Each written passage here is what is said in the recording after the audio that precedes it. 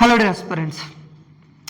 Supreme ಕೋರ್ಟ್ನ ನ್ಯಾಯಮೂರ್ತಿಗಳಿಗೆ ಸಂಬಂಧಪಟ್ಟಂತೆ ಕೆಲವೊಂದಿಷ್ಟು ಬದಲಾವಣೆಗಳನ್ನು ಮಾಡಲಾಗಿದೆ, ಅಂದರೆ ಕರೆಂಟ್ ಅಫೇರ್ಗೆ ಸಂಬಂಧಪಟ್ಟ ಹಾಗಾಗಿ ಆ ಸುಪ್ರೀಂ ಕೋರ್ಟ್ಗೆ ಸಂಬಂಧಪಟ್ಟಂತಹ ಬದಲಾವಣೆಗಳೇನೇನು ಮತ್ತು ಸುಪ್ರೀಂ ಕೋರ್ಟ್ನಲ್ಲಾದಂತಹ ಕರೆಂಟ್ ಅಫೇರ್ ಇಶ್ಯೂಸ್ಗಳೇನಿದೆ, ಸೊ ಈ ರೀತಿಯಾಗಿ ಕೆಲವೊಂದಿಷ್ಟು ವಿಷಯಗಳನ್ನು ನಾವೇನು ಮಾಡಬೇಕಾಗಿದೆ ಅಂತಂದರೆ ಈ ವಿಡಿಯೋದಲ್ಲಿ ಡಿಸ್ಕಸ್ ಮಾಡಬೇಕಾಗಿದೆ. ಅಂದರೆ ಕರೆಂಟ್ ಅಫೇರ್ಗೆ ಸಂಬಂಧಪಟ್ಟ ಹಾಗೆ ಕರೆಂಟ್ ಅಫೇರ್ಲಿ ಯಾಕೆ ಸುಪ್ರೀಂ ಕೋರ್ಟ್ ನ್ಯೂಸ್ ಅಲ್ಲಿದೆ ಅಂತ ನೋಡಿದ್ರೆ, ಹೌದು 2024 ನವೆಂಬರ್ 10ಕ್ಕೆ ಅಂದರೆ ನಾಳೆಗೆ ಈಗಿರುವಂತಹ 5ನೇ ಮುಖ್ಯ ನ್ಯಾಯಮೂರ್ತಿಗಳಾದಂತಹ DY ಚಂದ್ರಚೂಡ್ ಅವರ ಅಧಿಕಾರಾವಧಿ ಮುಗಿಯಲಿದ್ದು 11ನೇ ತಾರೀಕಿಗೆ ಹೊಸ ಮುಖ್ಯ ನ್ಯಾಯಮೂರ್ತಿಗಳ ನೇಮಕಾತಿ ಆಗಲಿದೆ.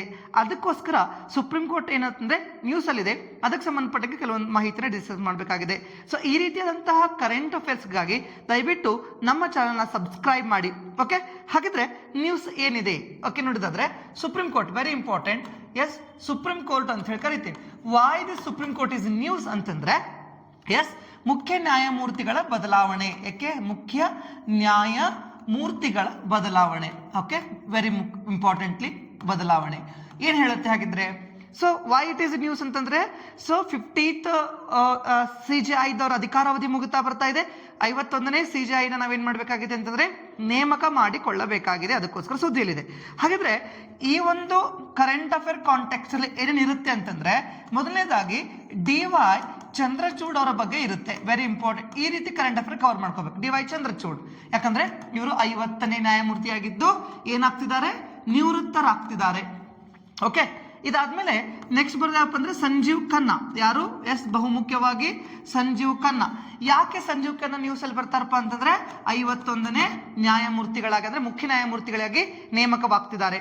ಇದ್ರ ಜೊತೆಗೆ ಸೊ ಹಾಗಿದ್ರೆ ಇವರ ನೇಮಕಾತಿ ಬಗ್ಗೆ ಡಿಸ್ಕಸ್ ಮಾಡಬೇಕು. ಯಾರಿಂದ ನೇಮಕವಾಗ್ತಾರೆ ಅದ್ರ ಬಗ್ಗೆ. ಅದ್ರ ಜೊತೆಗೆ ನೇಮಕಾತಿ ಅಂತ ಬಂದಾಗ ನಾವು ಕೊಲಿಜಿಯಂ ಬಗ್ಗೆ ಡಿಸ್ಕಸ್ ಮಾಡಬೇಕು. ಯಾವ್ದ್ರ ಬಗ್ಗೆ? ಕೊಲಿಜಿಯಂ ಬಗ್ಗೆ ಡಿಸ್ಕಸ್ ಮಾಡಬೇಕು, ಬಹುಮುಖ್ಯವಾಗಿ ಎರಡನೇದು. ಅದ್ರ ಜೊತೆಗೆ ಮತ್ತೆ ನೇಮಕ ಮಾಡ್ಬೇಕಂತಂದ್ರೆ ಸುಪ್ರೀಂ ಕೋರ್ಟ್ ಜಡ್ಜ್ಗಳ ಬಗ್ಗೆ ಒಂದಿಷ್ಟು ಮಾಹಿತಿನ ಡಿಸ್ಕಸ್ ಮಾಡಬೇಕು. ಜೊತೆಗೆ ಸುಪ್ರೀಂ ಕೋರ್ಟ್ ಬಗ್ಗೆ ಒಂದಿಷ್ಟು ಮಾಹಿತಿನ ಡಿಸ್ಕಸ್ ಮಾಡಿದ್ರೆ ಈ ಎಂಟೈರ್ ವಿಡಿಯೋದಲ್ಲಿ ಸುಪ್ರೀಂ ಕೋರ್ಟ್ ಮತ್ತು ಸುಪ್ರೀಂ ಕೋರ್ಟ್ ಜಡ್ಜಸ್ಗೆ ಸಂಬಂಧಪಟ್ಟಂತ ಒಂದಿಷ್ಟು ಇನ್ಫಾರ್ಮೇಶನ್ ಸಿಗುತ್ತಾ ಹೋಗುತ್ತೆ. ಹಾಗಿದ್ರೆ ಇಲ್ಲಿ ನೋಡಿ, DY ಚಂದ್ರಚೂಡ್ ಅಂತ ಹೇಳಿ ಕರಿತೀವಿ. ಯಾರು? DY Chandrachud. Yes, very important. DY Chandrachud. ಯಾಕೆ? ಇವರು 50ನೇ ಮುಖ್ಯ ನ್ಯಾಯಮೂರ್ತಿಯಾಗಿದ್ರು. ಎಷ್ಟನೇದು? 50ನೇ ಮುಖ್ಯ ನ್ಯಾಯಮೂರ್ತಿಯಾಗಿ ಏನ್ ಮಾಡಿದ್ರಪ್ಪ ಅಂತಂದ್ರೆ ಸೇವೆಯನ್ನ ಸಲ್ಲಿಸಿ ಇವರು 2024 ನವೆಂಬರ್ 10ಕ್ಕೆ ಏನಾಗ್ತಿದಾರಪ್ಪ ಅಂತಂದ್ರೆ ನಿವೃತ್ತರಾಗ್ತಿದ್ದಾರೆ. ಯಾವಾಗ? 2024 ನವೆಂಬರ್ 10ಕ್ಕೆ ಏನಾಗ್ತಿದಾರೆ ಅಂತಂದ್ರೆ ನಿವೃತ್ತರಾಗ್ತಿದ್ದಾರೆ. ಹಾಗಿದ್ರೆ ಇವರು 2022ರಿಂದ 2024ರವರೆಗೆ ಏನಾಗಿದ್ರು ಅಂತಂದ್ರೆ CJI ಆಗಿ ಕಾರ್ಯನಿರ್ವಹಿಸಿದ್ದಾರೆ. CJI ಅಂದ್ರೆ ಚೀಫ್ ಜಸ್ಟಿಸ್ ಆಫ್ ಇಂಡಿಯಾ ಅಂತ ಹೇಳಿ ಕರಿತೇವೆ. ಇವರು 2022ರಲ್ಲಿ ಎಸ್, ವೆರಿ ಇಂಪಾರ್ಟೆಂಟ್. ಇಲ್ಲಿ ನೋಡಿ, ಯು ಲಲಿತ್ ಅಂತ ಹೇಳಿ ಕರಿತೀವಿ. ಯಾರು? ಯು ಲಲಿತ್ ರವರ ನಂತರ ಬಹುಮುಖ್ಯವಾಗಿ ಅಂದ್ರೆ 49ನೇ ಮುಖ್ಯ ನ್ಯಾಯಮೂರ್ತಿಗಳಾಗಿ ಯು ಲಲಿತ್ ಅವರಿದ್ರು. ಅವರ ನಂತರ 2022ರಲ್ಲಿ ಯಾರು ಬರ್ತಾರಪ್ಪ ಅಂತಂದ್ರೆ ಎಸ್, ಇವರೇ DY ಚಂದ್ರಚೂಡ್ ಅವರು ಬರ್ತಾರೆ. ಇವರ ಅಧಿಕಾರಾವಧಿ 2022ರಿಂದ 2024. ಹಾಗಿದ್ರೆ 2024 ಇವರ ನಂತರ 51ನೇ ಮುಖ್ಯ ನ್ಯಾಯಮೂರ್ತಿಯಾಗಿ ಯಾರು ಆಯ್ಕೆ ಆಗಿದಾರಪ್ಪ ಅಂತಂದ್ರೆ ಎಸ್, ಸಂಜೀವ್ ಕುಮಾರ್. ಯಾರು ಆಯ್ಕೆ ಆಗಿದ್ದಾರೆ? ಸಂಜೀವ್ ಕುಮಾರ್ ಅವರು ಏನಾಗಿದಾರಪ್ಪ ಅಂತಂದ್ರೆ 51ನೇ ಮುಖ್ಯ ನ್ಯಾಯಮೂರ್ತಿಗಳಾಗಿದ್ದಾರೆ. ಹಾಗಿದ್ರೆ ಒಂದಿಷ್ಟು ಮಾಹಿತಿಯನ್ನ DY ಚಂದ್ರಚೂಡ್ ಅವರ ಬಗ್ಗೆ ನೋಡೋದಾದ್ರೆ, ಎಸ್, DY ಚಂದ್ರಚೂಡ್ ಅವರ ಬಗ್ಗೆ ನೋಡೋದಾದ್ರೆ ಇಲ್ಲಿ ನೋಡ್ರಿ, ಎಸ್, ಇವರು CJI ಆಗಿ ಕಾರ್ಯನಿರ್ವಹಿಸಿದ್ದಾರೆ. ಜೊತೆಗೆ ಇವರ ಅಧಿಕಾರದಲ್ಲಿ ಸುಮಾರು ತೀರ್ಪುಗಳನ್ನ ಕೊಡ್ತಾ ಬರ್ತಾ ಇದ್ದಾರೆ. ಹಾಗಾದ್ರೆ ಇವರ ಅಧಿಕಾರಾವಧಿ ಇವ್ ನೋಡ್ರಿ, ಸುಪ್ರೀಂ ಕೋರ್ಟ್ ನಲ್ಲಿ ಇವರು ಎಲ್ಲಿಂದ ತಮ್ಮ ಜರ್ನಿ ಸ್ಟಾರ್ಟ್ ಮಾಡ್ತಾರೆ ಅಂದ್ರೆ 2016ರಿಂದ 2024ರವರೆಗೆ ಇವರು ಮುಖ್ಯವಾಗಿ ಏನಾಗ್ತಾ ಹೋಗ್ತಾರಪ್ಪ ಅಂದ್ರೆ ಸುಪ್ರೀಂ ಕೋರ್ಟ್ನ ನ್ಯಾಯಮೂರ್ತಿ ಕೆಲಸ ಮಾಡ್ತಾರೆ. ಅಂದ್ರೆ 2016ರಿಂದ 2022ರವರೆಗೆ ಸುಪ್ರೀಂ ಕೋರ್ಟ್ನ ಜಡ್ಜ್ ಆಗಿ 2022ರಿಂದ 2024ರವರೆಗೆ CJI ಆಗಿ ಏನ್ ಮಾಡ್ತಾರಪ್ಪ ಅಂದ್ರೆ ಕಾರ್ಯವನ್ನು ನಿರ್ವಹಣೆ ಮಾಡ್ತಾರೆ. ಹಾಗಿದ್ರೆ ಇವರ ಅಧಿಕಾರದಲ್ಲಿ ಒಂದಿಷ್ಟು ಮಹತ್ವವಾದಂತಹ ತೀರ್ಪುಗಳನ್ನು ಸಹ ಕೊಡ್ತಾ ಬರ್ತಾರೆ. ಅದರಲ್ಲಿ ಬಹುಮುಖ್ಯವಾಗಿ ರಾಮ ಜನ್ಮಭೂಮಿ ತೀರ್ಪು, ಎಸ್, ಬಾಬ್ರಿ ಮಸೀದಿ ತೀರ್ಪು ಅಂತ ಏನ್ ಕರಿತೀವಲ್ಲ, ಈ ರಾಮ ಜನ್ಮ ಭೂಮಿ ತೀರ್ಪನ್ನ ಕೊಟ್ಟಂತವ್ರು ಇವರೇ. ಆರ್ಟಿಕಲ್ 370 ರದ್ದತಿಯನ್ನ ಎತ್ತಿ ಹಿಡಿದಂಥವ್ರು ಇವರೇ. ಆರ್ಟಿಕಲ್ 370 ರದ್ದತಿ ಅದು ಕಾನೂನು ಬಾಹಿರವಲ್ಲ, ಎಲ್ಲವೂ ಕೂಡ ಸಂವಿಧಾನ ಚೌಕಟ್ಟಿನಲ್ಲಿ ಇದೆ ಅಂತ ಹೇಳಿ ಆ ಒಂದು ಆರ್ಟಿಕಲ್ 370 ರದ್ದತಿನ ಎತ್ತಿದಂತಾರೆ ಇವರೇ. ಇದ್ರ ಜೊತೆಗೆ ಎಲೆಕ್ಟ್ರಲ್ ಬಾಂಡ್ ಅಂತ ಹೇಳಿ ಕರಿತೀವಿ, ಅಂದ್ರೆ ಚುನಾವಣಾ ಬಾಂಡ್ಗಳು. ಚುನಾವಣಾ ಬಾಂಡ್ಗಳು. ಓಕೆ, ಅಂದ್ರೆ ಚುನಾವಣಾ ಬಾಂಡ್ಗಳು ಅಸಂವಿಧಾನಕವಾಗಿದ್ದು ಅಂತ ಹೇಳಿ ಎಲೆಕ್ಟ್ರಲ್ ಬಾಂಡ್ ಅನ್ನ ಬ್ಯಾನ್ ಮಾಡದಂತ ತೀರ್ಪು ಕೊಟ್ಟಂತವ್ರು ಇವರೇ. ಅದ್ರ ಜೊತೆಗೆ ಸಲಿಂಗ ವಿವಾಹ, ಓಕೆ, ಸಲಿಂಗ ವಿವಾಹ ಕ್ರಿಮಿನಲ್ ಅಲ್ಲ ಅನ್ನುವಂತ ತೀರ್ಪನ್ನು ಸಹ ಕೊಟ್ಟಂತವ್ರು ಇವರೇ. ಅದ್ರ ಜೊತೆಗೆ ಮತ್ತೇನಪ್ಪಾ ಅಂತಂದ್ರೆ ಆಧಾರ್ ಗೌಪ್ಯತೆ ಹೀಗೆ ಬಹುಮುಖ್ಯವಾದಂತಹ ತಮ್ಮ ಒಟ್ಟು ವೃತ್ತಿ ಜೀವನದಲ್ಲಿ 500ಕ್ಕೂ ಹೆಚ್ಚು ತೀರ್ಪುಗಳನ್ನು ಕೊಡುವಂತಹ ಕೆಲಸ ಯಾರು ಮಾಡಿದಾರಪ್ಪ ಅಂತಂದ್ರೆ ಇವರು ಮಾಡಿದ್ದಾರೆ. ಹಾಗಿದ್ರೆ ಇವರು ಬಹುಮುಖ್ಯವಾಗಿ 1959ರಲ್ಲಿ ಜನಿಸಿದ್ದು. Okay, 1959 November 11ರಂದು ಜನಿಸ್ತಾರೆ. ಎಲ್ಲಿ ಅಂತಂದ್ರೆ ಮಹಾರಾಷ್ಟ್ರದಲ್ಲಿ. ಎಲ್ಲಿ ಜನಿಸ್ತಾರೆ? ಮಹಾರಾಷ್ಟ್ರದಲ್ಲಿ ಜನಿಸ್ತಾರೆ. ಇವರು ಸುಪ್ರೀಂ ಕೋರ್ಟ್ಗೆ ಬರುವ ಪೂರ್ವದಲ್ಲಿ ಬೇರೆ ಬೇರೆ ಹೈಕೋರ್ಟ್ಗಳಲ್ಲಿ ಕೆಲಸ ಮಾಡಿದ್ದಾರೆ. ಅಂದ್ರೆ 2000 ಬಹುಮುಖ್ಯವಾಗಿ ಇವರು 2000ದಿಂದ 2013ರವರೆಗೆ ಬಾಂಬೆ ಹೈಕೋರ್ಟಲ್ಲಿ, 2000ದಿಂದ 2013ರವರೆಗೆ ಎಲ್ಲಿ ಕೆಲಸ ಮಾಡಿದ್ದಾರೆ ಅಂತಂದ್ರೆ ಬಾಂಬೆ ಹೈಕೋರ್ಟ್ ಅಲ್ಲಿ ಇವರು ಕೆಲಸ ಮಾಡಿದ್ದಾರೆ. ಅದರ ಜೊತೆಗೆ 2013ರಿಂದ 2016ರವರೆಗೆ ಅಲಹಾಬಾದ್ ಹೈಕೋರ್ಟ್ ಅಲ್ಲಿ ಏನ್ ಮಾಡಿದಾರಪ್ಪ ಅಂತಂದ್ರೆ ಮುಖ್ಯ ನ್ಯಾಯಮೂರ್ತಿಯಾಗಿ ಸಹ ಏನ್ ಮಾಡ್ತಾ ಬರ್ತಿದಾರಪ್ಪ ಅಂತಂದ್ರೆ ಕಾರ್ಯವನ್ನ ನಿರ್ವಹಿಸಿದ್ದಾರೆ. ಇದು ಬಹುಮುಖ್ಯವಾಗಿ ಡಿ.ವೈ. ಚಂದ್ರಚೂಡ್ ಅವರಿಗೆ ಸಂಬಂಧಪಟ್ಟಂಗೆ. ಇವರ ತಂದೆಯೂ ಸಹ ಏನಾಗಿದ್ರು ಅಂತಂದ್ರೆ ಮುಖ್ಯ ನ್ಯಾಯಮೂರ್ತಿಗಳಾಗಿ ಏನ್ ಮಾಡಿದಾರಪ್ಪ ಅಂತಂದ್ರೆ ಕೆಲಸವನ್ನ ಮಾಡಿದ್ದಾರೆ. ಓಕೆ, ಇದು ಬಹುಮುಖ್ಯವಾಗಿ ಚಂದ್ರಚೂಡ್ ಅವರ ಬಗ್ಗೆ. ಇವರ ನಂತರ ಯಾರು ಬರ್ತಿದಾರಪ್ಪ ಅಂತಂದ್ರೆ ಸಂಜೀವ್ ಖನ್ನಾ. ಯಾರು? ಸಂಜೀವ್ ಖನ್ನಾ. ನೆನಪಿಟ್ಕೋಬೇಕು, ಸಂಜೀವ್ ಖನ್ನಾ. ಯಾರು? ಸಂಜೀವ್ ಖನ್ನಾ. ಓಕೆ, ಹಾಗಿದ್ರೆ ಭಾರತದ ಸುಪ್ರೀಂ ಕೋರ್ಟ್ನ 51ನೇ ಚೀಫ್ ಜಸ್ಟಿಸ್ ಆಫ್ ಇಂಡಿಯಾ ಆಗಿ ಕಾರ್ಯವನ್ನ ನಿರ್ವಹಣೆ ಮಾಡ್ತಿದ್ದಾರೆ. ಹಾಗಿದ್ರೆ ಸಂಜೀವ್ ಖನ್ನಾ ಅವರು 1960ರಲ್ಲಿ ಜನಿಸ್ತಾರೆ. 1960ರಲ್ಲಿ ಎಲ್ಲಿಯವರು ಅಂತಂದ್ರೆ ದೆಹಲಿಯವರು, ಮೂಲತಃ ದೆಹಲಿಯವರು. ಹಾಗಿದ್ರೆ ಇವರು 2024 ನವೆಂಬರ್ 11ರಿಂದ 2024 ನವೆಂಬರ್ 11ರಿಂದ ಮುಖ್ಯ ನ್ಯಾಯಾಧೀಶರಾಗಿ ಸುಪ್ರೀಂ ಕೋರ್ಟ್ ಅಲ್ಲಿ ಕಾರ್ಯವನ್ನ ನಿರ್ವಹಣೆ ಮಾಡಲಿದ್ದಾರೆ. ಇವರು 2019ರಲ್ಲಿ ಸುಪ್ರೀಂ ಕೋರ್ಟ್ಗೆ ಅಪಾಯಿಂಟ್ ಆಗ್ತಾರೆ. ಯಾವಾಗ? ಸುಪ್ರೀಂ ಕೋರ್ಟ್ಗೆ 2019ರಲ್ಲಿ ಏನಾಗ್ತಾರಪ್ಪ ಅಂದ್ರೆ ಅಪಾಯಿಂಟ್ ಆಗ್ತಾರೆ as a judge of supreme court, ಅಂದ್ರೆ ಜಡ್ಜ್ ಆಗಿ ಅಪಾಯಿಂಟ್ ಆಗ್ತಾರೆ.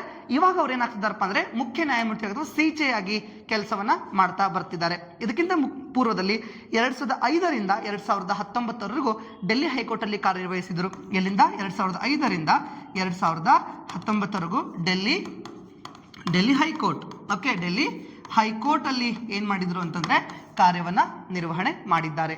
ಇದು ಬಹುಮುಖ್ಯವಾಗಿ ಸಂಜೀವ್ ಖನ್ನಾ ಸಂಬಂಧಪಟ್ಟ ಹಾಗೆ. ಹಾಗಿದ್ರೆ ಮೈ ಡಿಯರ್ ಸ್ಟೂಡೆಂಟ್ಸ್, ಸುಪ್ರೀಂ ಕೋರ್ಟ್ನ ಜಡ್ಜ್ನ ಅಪಾಯಿಂಟ್ಮೆಂಟ್ ಬಗ್ಗೆ ಸ್ವಲ್ಪ ನೋಡೋದಾದ್ರೆ ವೆರಿ ಇಂಪಾರ್ಟೆಂಟ್. ಅಪಾಯಿಂಟ್ಮೆಂಟ್ ಅಂತ ಕರೀತಾರೆ ಅಂದ್ರೆ ನೇಮಕ. ಸುಪ್ರೀಂ ಕೋರ್ಟ್ನ ಮುಖ್ಯ ನ್ಯಾಯಾಧೀಶರು ಅಥವಾ ನ್ಯಾಯಾಧೀಶರ ನೇಮಕ ಹೆಂಗಾಗುತ್ತೆ ಗೊತ್ತಿರಲಿ. ಭಾರತ ಸಂವಿಧಾನದ 124 ಸಬ್ ಕ್ಲಾಸ್ 2 ಆರ್ಟಿಕಲ್ನ ಪ್ರಕಾರ, very important, article 124 sub class 2 of Indian constitution ಏನ್ ಹೇಳುತ್ತೆ ಅಂತಂದ್ರೆ ಸುಪ್ರೀಂ ಕೋರ್ಟ್ಗೆ ನ್ಯಾಯಾಧೀಶರನ್ನ, ನೆನಪಿಟ್ಕೋಬೇಕು, ನ್ಯಾಯಾಧೀಶರನ್ನು ಯಾರು ನೇಮಕ ಮಾಡ್ತಾರಪ್ಪ ಅಂತಂದ್ರೆ ರಾಷ್ಟ್ರಪತಿಗಳು ನೇಮಕ ಮಾಡ್ತಾರೆ. ಯಾರು ನೇಮಕ ಮಾಡ್ತಾರೆ? ರಾಷ್ಟ್ರಪತಿಗಳು ನೇಮಕ ಮಾಡ್ತಾರೆ. ಹಾಗಿದ್ರೆ ರಾಷ್ಟ್ರಪತಿಗಳು ಯಾರನ್ನ ಬೇಕು ಅವರು ನೇಮಕ ಮಾಡ್ತಾರ? ಇಲ್ಲ. ಹಾಗಿದ್ರೆ ಯಾರ ಸಲಹೆ ಮೇರೆಗೆ ಅಂತಂದ್ರೆ ಕೇಂದ್ರ ಮಂತ್ರಿ ಮಂಡಲದ ಸಲಹೆ ಮೇರೆಗೆ. ಯಾವ ಸಲಹೆ ಮೇರೆಗೆ? ಕೇಂದ್ರ ಮಂತ್ರಿ ಮಂಡಲದ ಸಲಹೆ ಮೇರೆಗೆ ಏನ್ ಮಾಡ್ತಾ ಹೋಗ್ತಾರಪ್ಪ ಅಂತಂದ್ರೆ ನೇಮಕ ಮಾಡ್ತಾರೆ. ಹಾಗಿದ್ರೆ ಕೇಂದ್ರ ಮಂತ್ರಿ ಮಂಡಲ ಯಾರನ್ನ ಸಜೆಸ್ಟ್ ಮಾಡುತ್ತೆ ಅಂತಂದ್ರೆ ಕೊಲಿಜಿಯಂ ಬಗ್ಗೆ ನಮ್ಮ ಸಂವಿಧಾನದಲ್ಲಿ, ಅಂದ್ರೆ ನಾವು ಮೂಲ ಸಂವಿಧಾನದಲ್ಲಿ ಎಲ್ಲಿಯೂ ಕೂಡ ಉಲ್ಲೇಖ ಇಲ್ಲ ಮತ್ತು ಯಾವುದೇ ಕಾಯ್ದೆಯೂ ಸಹ ಇಲ್ಲ. ಆದ್ರೆ 3 ಬೇರೆ ಬೇರೆ ಜಡ್ಜ್ ಕೇಸಸ್ಗಳಂತ ಬಂದಾಗ ಆ ಜಡ್ಜ್ ಕೇಸಸ್ ಅಂದ್ರೆ 1987 ಜಡ್ಜ್ ಕೇಸ್ ಆಗಿರ್ಬೋದು, 1992 ಜಡ್ಜ್ ಕೇಸ್ ಆಗಿರ್ಬೋದು, ಅಥವಾ 1998 ಜಡ್ಜ್ ಕೇಸ್ ಆಗಿರ್ಬೋದು. ಈ ರೀತಿಯಾಗಿ 3 ಬೇರೆ ಬೇರೆ ಜಡ್ಜ್ ಕೇಸ್ಗಳಲ್ಲಿ ಕೊಲಿಜಿಯಂ ಸ್ಥಾಪನೆಗೆ ಅನಿವಾರ್ಯತೆ ಬರುತ್ತೆ. ಯಾಕಂತಂದ್ರೆ ಟು ಮೇಂಟೈನ್ ಟ್ರಾನ್ಸ್ಪರೆನ್ಸಿ, ಅಂದ್ರೆ ನ್ಯಾಯಾಂಗ ವ್ಯವಸ್ಥೆಯಲ್ಲಿ ಯಾವುದೇ ಶಾಸಕಾಂಗವನ್ನ ಇಂಟರ್ಫಿಯರ್ ಮಾಡಬಾರ್ದು ಅನ್ನೋ ಉದ್ದೇಶಕ್ಕೋಸ್ಕರ ಒಂದು ಕೊಲಿಜಿಯಂ ವ್ಯವಸ್ಥೆಯನ್ನ ನಾವೇನ್ ಮಾಡ್ತಾ ಹೋಗ್ತೇವೆ, ಸ್ಥಾಪನೆ ಮಾಡ್ತೇವೆ. ಹಾಗಿದ್ರೆ ಕೊಲಿಜಿಯಂ ವ್ಯವಸ್ಥೆ ಅಂದ್ರೇನು? ಇಲ್ಲಿ ನೋಡ್ರಿ, ಸುಪ್ರೀಂ ಕೋರ್ಟ್ಗೆ ಮತ್ತು ಯಾವುದಕ್ಕೆ ಸುಪ್ರೀಂ ಕೋರ್ಟ್ ಮತ್ತು ಹೈಕೋರ್ಟ್ಗಳಿಗೆ ಹೈಕೋರ್ಟ್ ಓಕೆ ಸುಪ್ರೀಂ ಕೋರ್ಟ್ ಮತ್ತು ಹೈಕೋರ್ಟ್ಗಳಿಗೆ ನ್ಯಾಯಾಧೀಶರು ಮತ್ತು ಮುಖ್ಯ ನ್ಯಾಯಾಧೀಶರನ್ನ ನೇಮಿಸಲು ಓಕೆ ಸಲಹೆ ನೀಡುವಂತಹ ಒಂದು ಸಲಹಾ ಸಂಸ್ಥೆಯನ್ನೇ ನಾವೇನು ಕರಿತಾ ಹೋಗ್ತೇವೆ ಅಂತಂದ್ರೆ ಕೊಲಿಜಿಯಂ ವ್ಯವಸ್ಥೆ ಅಂತ ಹೇಳಿ ಕರಿತೇವೆ. Very very important. ಏನು? ಸುಪ್ರೀಂ ಕೋರ್ಟ್ ಮತ್ತು ಹೈಕೋರ್ಟ್ಗಳಿಗೆ ನ್ಯಾಯಾಧೀಶರನ್ನ ನೇಮಿಸುವ ಸಲುವಾಗಿ ಇದ್ದಂಥ ಒಂದು ಸಲಹಾ ಸಂಸ್ಥೆಯನ್ನೇ ಬಹುಮುಖ್ಯವಾಗಿ ನಾವೇನಂತ ಹೇಳಿ ಕರಿತೀವಿ ಅಂದ್ರೆ ಕೊಲಿಜಿಯಂ ಅಂತ ಹೇಳಿ ಕರಿತೇವೆ. ಹಾಗಿದ್ರೆ ಈ ಕೊಲಿಜಿಯಂ ಅಲ್ಲಿ ಯಾರು ಇರ್ತಾರ ಅಂತಂದ್ರೆ ಇದರ ಅಧ್ಯಕ್ಷರು ಯಾವಾಗಲೂ ಕೂಡ ಯಾರಾಗಿರ್ತಾರೆ ಅಂತಂದ್ರೆ ಅಧ್ಯಕ್ಷರು ಬಂದ್ಬಿಟ್ಟು ಚೀಫ್ ಜಸ್ಟಿಸ್ ಆಫ್ ಇಂಡಿಯಾ ಅಧ್ಯಕ್ಷರಾಗಿರ್ತಾರೆ ಮತ್ತು 4 ಜನ ಸದಸ್ಯರಿರ್ತಾರೆ. ಎಷ್ಟು ಜನ? 4 ಜನ ಸದಸ್ಯರು ಇರ್ತಾರೆ. ಆ 4 ಜನ ಯಾರಪ್ಪ ಅಂತಂದ್ರೆ other judges okay other judges of supreme court ಇರ್ತಾರೆ. ಅಂದ್ರೆ ಸುಪ್ರೀಂ ಕೋರ್ಟ್ನ ಇತರೆ ನ್ಯಾಯಾಧೀಶರು ಇರ್ತಾರೆ. ಓಕೆ, ಇವರು ಯಾರ ಹೆಸರು ರೆಕಮೆಂಡ್ ಮಾಡ್ತಾರೆ ಅವ್ರ ಹೆಸರನ್ನ ನೇಮಕ ಮಾಡಬೇಕು ಅನ್ನುವಂಥದ್ದೇ ಕೊಲಿಜಿಯಂ ವ್ಯವಸ್ಥೆ ಹೇಳುವಂಥದ್ದು. ಓಕೆ, ಹಾಗಿದ್ರೆ ಇವರು ಯಾರ್ಯಾರಿಗೆ ಯಾರ್ಯಾರ ಹೆಸರನ್ನ ಸಜೆಸ್ಟ್ ಮಾಡ್ತಾ ಹೋಗ್ತಾರೆ ಅಂತಂದ್ರೆ ಸುಪ್ರೀಂ ಕೋರ್ಟ್ಗೆ ಬೇಕಾದಂತಹ ಚೀಫ್ ಜಸ್ಟಿಸ್ ಮತ್ತು ಅದರ್ ಜಸ್ಟಿಸ್ಗಳನ್ನ ಸಜೆಸ್ಟ್ ಮಾಡ್ತಾರೆ. ಹೈಕೋರ್ಟ್ಗಳಿಗೆ ಬೇಕಾದಂತಹ ಚೀಫ್ ಜಸ್ಟಿಸ್ ಆಫ್ ಹೈಕೋರ್ಟ್ ಜೊತೆಗೆ other justice of that particular ಹೈಕೋರ್ಟ್ಸ್ಗಳನ್ನು ಅಪಾಯಿಂಟ್ ಮಾಡಕ್ಕೆ ಸಜೆಸ್ಟ್ ಮಾಡ್ತಾ ಹೋಗ್ತಾರೆ. ಆ ಪ್ರಕಾರ ಸುಪ್ರೀಂ ಕೋರ್ಟ್ ಜಡ್ಜಸ್ ಅನ್ನ ಯಾರು ನೇಮಕ ಮಾಡ್ತಾ ಹೋಗ್ತಾರೆ ಅಂತಂದ್ರೆ ಪ್ರೆಸಿಡೆಂಟ್. ನೆನಪಿಟ್ಕೋಬೇಕು, ರಾಷ್ಟ್ರಪತಿಗಳು ಏನ್ ಮಾಡ್ತಾ ಹೋಗ್ತಾರೆ ಅಂತಂದ್ರೆ ನೇಮಕ ಮಾಡ್ತಾ ಹೋಗ್ತಾರೆ. ಓಕೆನಾ? ಇದು ಬಹುಮುಖ್ಯವಾಗಿ ರಾಷ್ಟ್ರಪತಿಗಳು ಯಾರ ಸಲಹೆ ಅಂದ್ರೆ ಸುಪ್ರೀಂ ಕೋರ್ಟ್ಗೆ ಸಂಬಂಧಪಟ್ಟಂತೆ CJI ಅಪಾಯಿಂಟ್ ಮಾಡಲಿಕ್ಕೆ ಕೇಂದ್ರ ಮಂತ್ರಿಮಂಡಲ ಸಲಹೆನ ಪಡ್ಕೋತಾರೆ. ಅದರ್ ಜಡ್ಜಸ್ ಅನ್ನ ಅಪಾಯಿಂಟ್ ಮಾಡಲಿಕ್ಕೆ CJI ಇದ್ದು ಸಜೆಷನ್ ಪಡ್ಕೋತಾರೆ. ಹೈಕೋರ್ಟ್ಗಳಿಗೆ ನೆನಪಿಟ್ಕೊಳ್ರಿ, ಹೈಕೋರ್ಟ್ಗಳಿಗೆ ಚೀಫ್ ಜಸ್ಟಿಸ್ ಅನ್ನ ಅಪಾಯಿಂಟ್ ಮಾಡಲಿಕ್ಕೆ ಚೀಫ್ ಜಸ್ಟಿಸ್ ಆಫ್ ಇಂಡಿಯಾದ ಸಜೆಷನ್ ಪಡ್ಕೋತಾರೆ. ಅದರ ಜೊತೆಗೆ other judges of high court appoint ಮಾಡ್ಲಿಕ್ಕೆ ಯಾರನ್ನ ಸಜೆಸ್ಟ್ ಮಾಡ್ತಾರಪ್ಪ ಅಂತಂದ್ರೆ ಬಹುಮುಖ್ಯವಾಗಿ ಆ state the governor and CJ ಅಂದ್ರೆ chief justice of that high court. So ಈ ಬೇಸಿಸ್ ಮೇಲೆ ಅಪಾಯಿಂಟ್ಮೆಂಟ್ ಮಾಡ್ತಾ ಹೋಗ್ತಾರೆ. ಓಕೆ, ಹಾಗಿದ್ರೆ ಇವರ ಅಧಿಕಾರಾವಧಿ ಎಷ್ಟು ವರ್ಷ ಇರುತ್ತೆ ಅಂತಂದ್ರೆ ಅಧಿಕಾರಾವಧಿ ಎಷ್ಟು ವರ್ಷ ಇರುತ್ತೆ ಅಂತಂದ್ರೆ 65 ವರ್ಷ ವಯಸ್ಸಾಗುವವರೆಗೂ ಇರುತ್ತೆ. ಎಷ್ಟು ವರ್ಷ? 65 ವರ್ಷ ವಯಸ್ಸಾಗುವವರೆಗೂ ಇರುತ್ತೆ. ಹಾಗಿದ್ರೆ ನೇಮಕಾತಿಗಳಿಗೆ ಅರ್ಹತೆ ಏನೇನು ಅಂದ್ರೆ ಇಲ್ಲಿ ಮುಖ್ಯವಾಗಿ ಸುಪ್ರೀಂ ಕೋರ್ಟ್ನ ಜಡ್ಜ್ ಆಗಲಿಕ್ಕೆ ವಾಟ್ ಆರ್ ದ ಕ್ವಾಲಿಫಿಕೇಶನ್ ಅಂತ ನೋಡಿದಾಗ ಅವರು ಭಾರತೀಯ ನಾಗರಿಕರಾಗಿರಬೇಕು. He should be Indian citizen. First one. ಎರಡನೇದು ಏನಪ್ಪಾ ಅಂತಂದ್ರೆ 5 ವರ್ಷಗಳ ಕಾಲ ರಾಜ್ಯ ಹೈಕೋರ್ಟ್ ಅಲ್ಲಿ ಏನಾಗಿರ್ಬೇಕು ಅಂತಂದ್ರೆ ಜಡ್ಜ್ ಆಗಿ ಕೆಲಸ ಮಾಡಿರ್ಬೇಕು. ಅಂದ್ರೆ ನ್ಯಾಯಾಧೀಶರಾಗಿ ಕೆಲಸ ಮಾಡಿರ್ಬೇಕು. ಓಕೆ, ನ್ಯಾಯಾಧೀಶರಾಗಿ ಕಾರ್ಯವನ್ನು ನಿರ್ವಹಣೆ ಮಾಡಿರ್ಬೇಕು. ಅಥವಾ ಮೂರನೇದೇನಪ್ಪ ಅಂದ್ರೆ 10 ವರ್ಷಗಳ ಕಾಲ ಯಾವುದಾದ್ರೂ ರಾಜ್ಯದ ಹೈಕೋರ್ಟ್ನಲ್ಲಿ ವಕೀಲರಾಗಿ ಏನ್ ಮಾಡಿರ್ಬೇಕು ಅಂತಂದ್ರೆ ಸೇವೆಯನ್ನ ಸಲ್ಲಿಸಿರಬೇಕು. ಈ ರೀತಿ ಕ್ವಾಲಿಫಿಕೇಶನ್ಸ್ ಹೊಂದಂತವ್ರ ಜೊತೆಗೆ ರಾಷ್ಟ್ರಪತಿಗಳ ದೃಷ್ಟಿಕೋನದಲ್ಲಿ ಅವರು ಮುತ್ಸದ್ದಿ ಆಗಿರಬೇಕು. ಏನಾಗಿರ್ಬೇಕು? ರಾಷ್ಟ್ರಪತಿ ದೃಷ್ಟಿಕೋನದಲ್ಲಿ ಓಕೆ, ಯಾರು ರಾಷ್ಟ್ರಪತಿಗಳ ದೃಷ್ಟಿಕೋನದಲ್ಲಿ ಮುತ್ಸದ್ದಿ ಆಗಿರ್ತಾರೋ ಅಂತವ್ರನ್ನ ನ್ಯಾಯಮೂರ್ತಿಗಳಾಗಿ ಏನ್ ಮಾಡ್ತಾ ಹೋಗ್ತಾರಪ್ಪ ಅಂತಂದ್ರೆ ಸುಪ್ರೀಂ ಕೋರ್ಟ್ಗೆ ಅಪಾಯಿಂಟ್ ಮಾಡ್ತಾರೆ. ಓಕೆ, ಈ ನ್ಯಾಯಮೂರ್ತಿಗಳ ಪೈಕಿ ಅಂದ್ರೆ ಜ್ಯೇಷ್ಠತೆಯ ಆಧಾರದ ಮೇಲೆ ಅಂದ್ರೆ ಸೀನಿಯಾರಿಟಿ ಮೇಲೆ ಒಬ್ಬರನ್ನ ಏನ್ ಮಾಡ್ತಾರಪ್ಪ ಅಂತಂದ್ರೆ ಚೀಫ್ ಜಸ್ಟಿಸ್ ಆಫ್ ಇಂಡಿಯಾ ಅಂತ ಹೇಳಿ ಅಪಾಯಿಂಟ್ ಮಾಡ್ತಾ ಹೋಗ್ತಾರೆ. ಇದು ಮುಖ್ಯವಾಗಿ ಅಪಾಯಿಂಟ್ಮೆಂಟ್ಗೆ ಸಂಬಂಧಪಟ್ಟಂಗೆ. ಇದ್ರ ಜೊತೆಗೆ ಇವರು ರಾಜೀನಾಮೆಯನ್ನ ಕೊಡೋದಾದ್ರೆ ಯಾರಿಗೆ ಕೊಡಬೇಕು ಅಂತಂದ್ರೆ ಪ್ರೆಸಿಡೆಂಟ್ಗೆ ರಾಜೀನಾಮೆಯನ್ನ ಕೊಡಬೇಕು. ಓಕೆ, ಅದಕ್ಕಿಂತ ಪೂರ್ವದಲ್ಲಿ ಇವರನ್ನ ಇಫ್ ಇನ್ ಕೇಸ್ ಇದನ್ನು ವಜಾಗೊಳಿಸುವುದಾದ್ರೆ ಯಾವ ರೀತಿ ವಜಾಗೊಳಿಸಬೇಕು ಅಂತಂದ್ರೆ ಇದಕ್ಕೆ ನಾವೇನ್ ಕರಿತೀವಪ್ಪ ಅಂದ್ರೆ ಮಹಾಭಿಯೋಗ ಅಂತ ಹೇಳಿ ಕರಿತೀವಿ. ಮಹಾಭಿಯೋಗ ಯಾವುದ್ರ ಮುಖಾಂತರ? ಇಂಪೀಚ್ಮೆಂಟ್. ಮಹಾಭಿಯೋಗ ಅಥವಾ ಇಂಪೀಚ್ಮೆಂಟ್ ಅಂತ ಹೇಳಿ ಕರಿತೀವಿ. ಅಂದ್ರೆ ಭಾರತದ ರಾಷ್ಟ್ರಪತಿಗಳನ್ನ ಇಂಪೀಚ್ಮೆಂಟ್ ಮಾಡಲಿಕ್ಕೆ ಯಾವ್ಯಾವ ವ್ಯವಸ್ಥೆನ ಬಳಸ್ತೇವಲ್ಲ ಅದೇ ರೀತಿ ವ್ಯವಸ್ಥೆನ ಬಳಸುತ್ತೇವೆ. ಯಾವ ರೀತಿ ವ್ಯವಸ್ಥೆ? ಹಾಗಿದ್ರೆ ಮೊದಲನೇದಾಗಿ ಇಲ್ಲಿ ಸೊ ಇವರ ವಿರುದ್ಧವಾಗಿ ಇಂಪೀಚ್ಮೆಂಟ್ ಬಿಲ್ ಅನ್ನು ಪಾಸ್ ಮಾಡಬೇಕು ಅಂತಂದ್ರೆ ಅದ್ರ ಬಗ್ಗೆ ಮೊದಲು ಇನ್ವೆಸ್ಟಿಗೇಷನ್ ಆಗಬೇಕು. ಇನ್ವೆಸ್ಟಿಗೇಷನ್ ಆಗಬೇಕು ಅಂತಂದ್ರೆ ಅದಕ್ಕೆ ಸದಸ್ಯರ ಸಹಮತಿ ಇರಬೇಕು. ಓಕೆ, ಹಾಗಿದ್ರೆ ಇವರ ಮಹಾಭಿಯೋಗಗೊಳಿಸುವ ಪ್ರಕ್ರಿಯೆಗೆ ಲೋಕಸಭೆಯಲ್ಲಿ ಆದ್ರೆ 100 ಜನ ಸದಸ್ಯರು ಏನ್ ಮಾಡಬೇಕು ಅಂತಂದ್ರೆ ಸಹಿಯನ್ನ ಹಾಕಬೇಕು. ಅದೇ ರಾಜ್ಯಸಭೆಯಲ್ಲಾದ್ರೆ ಅದಕ್ಕೆ 50 ಜನ ಏನ್ ಮಾಡಬೇಕು ಅಂದ್ರೆ ಸದಸ್ಯರು ಸಹಿ ಹಾಕಬೇಕು. ಹೀಗೆ ಲೋಕಸಭೆಯಲ್ಲಿ 100 ಜನ ಅಥವಾ ರಾಜ್ಯಸಭೆಯಲ್ಲಿ 50 ಜನ ಸದಸ್ಯರು ಸಹಿಯನ್ನು ಹಾಕಿದಂತ ಒಂದು ಗೊತ್ತುವಳಿಯನ್ನ ಯಾರಿಗೆ ಕೊಡಬೇಕಂದ್ರೆ ಸ್ಪೀಕರ್ಗೆ ಕೊಡಬೇಕು. ಆ ಸದನದ ಸ್ಪೀಕರ್ ಅಂದ್ರೆ ಲೋಕಸಭೆಗೆ ಆದ್ರೆ ಲೋಕಸಭಾ ಸ್ಪೀಕರ್, ರಾಜ್ಯಸಭೆಗೆ ಆದ್ರೆ ರಾಜ್ಯಸಭಾ ಸ್ಪೀಕರ್. ಆ ಸ್ಪೀಕರು ಅದನ್ನು ಒಪ್ಕೋಬಹುದು ಅಥವಾ ಒಪ್ಕೊಳ್ಳದೇನೆ ಇರಬಹುದು. ಒಂದು ವೇಳೆ ಒಪ್ಕೊಂಡಿದ್ದಾದ್ರೆ ಮತ್ತೆ ರೆಸಲ್ಯೂಷನ್ ಏನಾಗುತ್ತೆ ಅಂದ್ರೆ ಮುಂದುವರೆಯುತ್ತೆ. ಏನ್ ರೆಸಲ್ಯೂಷನ್ ಆಗುತ್ತೆ? ಒಂದ್ಸಲ ಪರ್ಮಿಷನ್ ಕೊಟ್ಟಾದ್ಮೇಲೆ ತದನಂತರ ಏನಾಗುತ್ತೆ ಅಂದ್ರೆ 3 ಜನರಿರುವಂತಹ ಒಂದು ಸಮಿತಿ ಬರುತ್ತೆ. ಓಕೆ, ಈ 3 ಜನರ ಸಮಿತಿ ಏನ್ ಮಾಡುತ್ತೆ? ಇನ್ವೆಸ್ಟಿಗೇಷನ್ ಮಾಡುತ್ತೆ. ಹಾಗಿದ್ರೆ ಇನ್ವೆಸ್ಟಿಗೇಷನ್ ಮಾಡ್ಬೇಕಂದ್ರೆ 3 ಜನರು ಯಾರೊಬ್ರು ಇರಬೇಕು? ಒಬ್ರು ಕಡ್ಡಾಯವಾಗಿ ಸುಪ್ರೀಂ ಕೋರ್ಟ್ನ ಅಥವಾ ಹೈಕೋರ್ಟ್ನ ಯಾರಾದ್ರೂ ಒಬ್ಬ ನ್ಯಾಯಾಧೀಶರೇ ಇರಬೇಕು. ಓಕೆ, ಹೀಗೆ ಇನ್ವೆಸ್ಟಿಗೇಷನ್ ಮಾಡಿದ ಆದ್ಮೇಲೆ ಅವರು ತಪ್ಪು ಮಾಡಿದ್ದಾರೆ ಅಥವಾ ತಮಗೆ ಅಧಿಕಾರವನ್ನು ದುರುಪಯೋಗ ಪಡಿಸಿಕೊಂಡ್ರೆ ಸಾಬೀತು ಆದ್ಮೇಲೆ ರಾಷ್ಟ್ರಪತಿಗಳು ಏನ್ ಮಾಡ್ತಾ ಹೋಗ್ತಾರಪ್ಪ ಅಂತಂದ್ರೆ ರಾಷ್ಟ್ರಪತಿಗಳು ಏನ್ ಮಾಡ್ತಾರೆ? ಅವರನ್ನ ಅಧಿಕಾರದಿಂದ ಕೆಳಗಿಳಿಸ್ತಾರೆ. ಇದನ್ನೇ ನಾವು ಮಹಾಭಿಯೋಗ ಅಥವಾ ಇಂಪೀಚ್ಮೆಂಟ್ ಅಂತ ಹೇಳಿ ಕರಿತೇವೆ. ಸೋಫಾರ್ ಅಂದ್ರೆ ನಮ್ಮ ಭಾರತದ ಇತಿಹಾಸದಲ್ಲಿ ಇವತ್ತಿಗೂ ಯಾವುದೇ ಮುಖ್ಯ ನ್ಯಾಯಾಧೀಶರ ಇಂಪೀಚ್ಮೆಂಟ್ ಆಗಿಲ್ಲ. ಅದೊಂದು ಖುಷಿ ವಿಚಾರ. ಹೀಗೆ ಓಕೆ, ಹಾಗಾದ್ರೆ ಅದರ ಜೊತೆಗೆ ಇವರು ತಮ್ಮ ಅಧಿಕಾರಕ್ಕೆ ಬರುವ ಪೂರ್ವದಲ್ಲಿ ಅಂದ್ರೆ ನೇಮಕ ಆದ್ಮೇಲೆ ಪ್ರಮಾಣ ವಚನವನ್ನ ಸ್ವೀಕರಿಸಬೇಕು. ಏನು? ಪ್ರಮಾಣ ವಚನ. ಹಾಗಾದ್ರೆ ಇವ್ರಿಗೆ ಪ್ರಮಾಣ ವಚನ ಯಾರು ಬೋಧಿಸ್ತಾರಪ್ಪ ಅಂತಂದ್ರೆ ರಾಷ್ಟ್ರಪತಿಗಳು ಅಥವಾ ರಾಷ್ಟ್ರಪತಿಗಳಿಂದ ನೇಮಿಸಲ್ಪಟ್ಟ ವ್ಯಕ್ತಿ. ಯಾರು? ರಾಷ್ಟ್ರಪತಿಗಳು ಅಥವಾ ರಾಷ್ಟ್ರಪತಿಗಳಿಂದ ನೇಮಿಸಲ್ಪಟ್ಟಂತ ವ್ಯಕ್ತಿಗಳು ಇವರಿಗೆ ಪ್ರಮಾಣ ವಚನ ಬೋಧಿಸ್ತಾರೆ. ಓಕೆ, ಹಾಗಾದ್ರೆ ಇವರ ವೇತನಗಳು ಅಂತ ನೋಡಿದಾಗ ಬಹುಮುಖ್ಯವಾಗಿ ಇವರ ವೇತನ ಅಂತ ಬಂದಾಗ CJS chief justice of supreme ಕೋರ್ಟ್ಗೆ 2,80,000 ರೂಪಾಯಿ ಇದ್ರೆ ಅದರ್ ಜಡ್ಜಸ್ ಆಫ್ ಸುಪ್ರೀಂ ಕೋರ್ಟ್ಗೆ 2,50,000 ರೂಪಾಯಿವರೆಗೂ ಏನಿರುತ್ತೆ ಅಂತಂದ್ರೆ ವೇತನಗಳು ಇರುತ್ತವೆ. ಇದು ಬಹುಮುಖ್ಯವಾಗಿ ನಮಗೆ ಅದಕ್ಕೆ ಸಂಬಂಧಪಟ್ಟ ಹಾಗೆ ಈ ಒಂದು ಏನ್ ಕರಿತೀವಿ ನಾವು ಸುಪ್ರೀಂ ಕೋರ್ಟ್ನ ಜಡ್ಜಸ್ ನೇಮಕಾತಿಗೆ ಸಂಬಂಧಪಟ್ಟ ಹಾಗೆ. ಇನ್ನು ಸುಪ್ರೀಂ ಕೋರ್ಟ್ ಬಗ್ಗೆ ಒಂದು ಸ್ವಲ್ಪ ಮಾಹಿತಿಯನ್ನ ತಿಳ್ಕೊಳ್ಳೋದಾದ್ರೆ ಸುಪ್ರೀಂ ಕೋರ್ಟ್ ಬಗ್ಗೆ ಓಕೆ, ಅಬೌಟ್ ಸುಪ್ರೀಂ ಕೋರ್ಟ್.